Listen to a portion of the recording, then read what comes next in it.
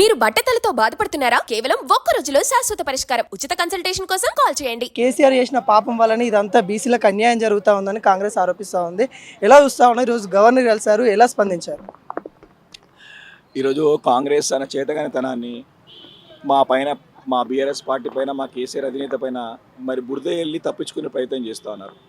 వారు BC declaration, మరి Kamareddy BC డిక్లరేషన్లో 6 నెలల్లో బీసీలకు 42% రిజర్వేషన్స్ కల్పిస్తామని హామీ ఇచ్చి బీసీల ఓట్లన్నీ కూడా దండుకొని అధికారంలోకి వచ్చి 2 నెలలు కావస్తూ ఉన్న ఎన్నికలు వెళ్ళే ముందు ముఖం చాటేసుకునే విధంగా ప్రయత్నం చేస్తూ ఈరోజు ఈ అమలుగానే హామీని నేను ఇచ్చానని చెప్పేసి కూడా తప్పించుకునే ప్రయత్నంలో భాగంగా కేసీఆర్ గారి నెప్పమోపే ప్రయత్నం చేస్తున్నారు. గతంలో మేము అధికారంలో ఉన్నప్పుడు కేసీఆర్ గారి నాయకత్వంలో మరి బీసీలకు కానీ రిజర్వేషన్ కల్పించిన ప్రయత్నం చేస్తే ఇదే కాంగ్రెస్ పార్టీకి చెందినటువంటి నాయకులు వెళ్ళి కోర్టులో మరి అడ్డంకులు సృష్టించి సుప్రీంకోర్టుకు వెళ్ళి 50% మించకుండా చేసినటువంటి ఒక దుశ్చర్య కాంగ్రెస్ పార్టీ నాయకులకే రేవంత్ రెడ్డి గారి దగ్గర చుట్టూ వేసినటువంటి కోర్టుల కేసు వేసినట్టు ఈరోజు కపట నాటకాలు ఆడుతూ ఉన్నారు. అధికారానికి వచ్చినారు కాబట్టి, బాధ్యతలు ఉన్నారు కాబట్టి ఇప్పుడు బాధ్యత నిర్వర్తించలేక మాపై మోపే ప్రయత్నం చేస్తూ ఉన్నారు. కాబట్టి మేము చాలా స్పష్టంగా అసెంబ్లీలో 2 సార్లు బిల్లు పెట్టినా సహకరించినాం. మేము క్లియర్గా యునానిమస్ రిజల్యూషన్కి మేము సహకరించడం ముందుకు వచ్చినాం. కానీ ఈరోజు వారు ఏదో తూతూ మంత్రంగా ఎవరినో మీద చర్యలు చేపట్టి చేతులు తులుపుకునే ప్రయత్నం చేస్తూ ఉన్నారు. అది కరెక్ట్ కాదు. మేము చాలా స్పష్టంగా చెప్తా ఉన్నాం. ముఖ్యమంత్రి రేవంత్ రెడ్డి గారు ఢిల్లీలో వెళ్ళి నిరాహార దీక్ష కూర్చోవాలా, ధర్నా చేయాలా, అందరి పార్టీలో సహకరిస్తారు, బీసీ వర్గాలతో వెంబడి ఉంటారు.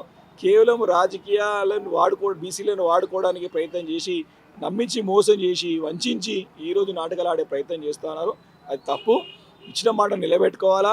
మీరు ఆ రిజర్వేషన్ చేస్తా అంటే మీ అందరూ బీఆర్ఎస్ పార్టీ కానీ ప్రజలను కూడా సహకరించడానికి సిద్ధంగా ఉన్నారు. కాళేశ్వరం ప్రాజెక్టును సిబిఐకి ఇవ్వడానికి ఎలా వస్తున్నారు? రాహుల్ గాంధీ ఏమో సిబిఐను బీజేపీ ఒకటే, అవి రెండే అన్నట్టు మాట్లాడుతూ ఉన్నారు. ఇక్కడ రేవంత్ రెడ్డి ఏమో సిబిఐకి ఇవ్వడానికి ఎలా వస్తూ ఉన్నారు? మనము అడగాల. ఈరోజు రేవంత్ రెడ్డి గారు మరి నరేంద్ర మోడీ గారిని ఫాలో అవుతా ఉన్నారా, లేకపోతే రాహుల్ గాంధీ గారు ఫాలో అవుతారు? కాంగ్రెస్ పార్టీలో బీజేపీ పార్టీలో ప్రశ్నించాల్సిన అవసరం ఉన్నది. రాహుల్ గాంధీ గారు ఏమో సిబిఐ, ఈడీ, ఐటీ ఈ అన్ని డిపార్ట్మెంట్ని మరి ఆపోజిషన్ పార్టీస్ని అణిచివేయడానికి, తొక్కడానికి ప్రయత్నం చేస్తామని చెప్పి రాహుల్ గాంధీ గారు అంటూ ఉంటే, రేవంత్ రెడ్డి గారు వారు సొంతంగా సిబిఐని నమ్ముకొని ముందుకు పోతా ఉన్నారంటే దానికి సమానం చెప్పాల్సిన అవసరం ఈరోజు రేవంత్ రెడ్డి గారి పైన ఉన్నది. మరి రాహుల్ గాంధీ నిర్ణయించుకోవాలి. మరి రేవంత్ రెడ్డి మరి ఆయన ఫాలో అవుతున్నా మోడీ గారు? ఇది మొదటిసారి కాదు.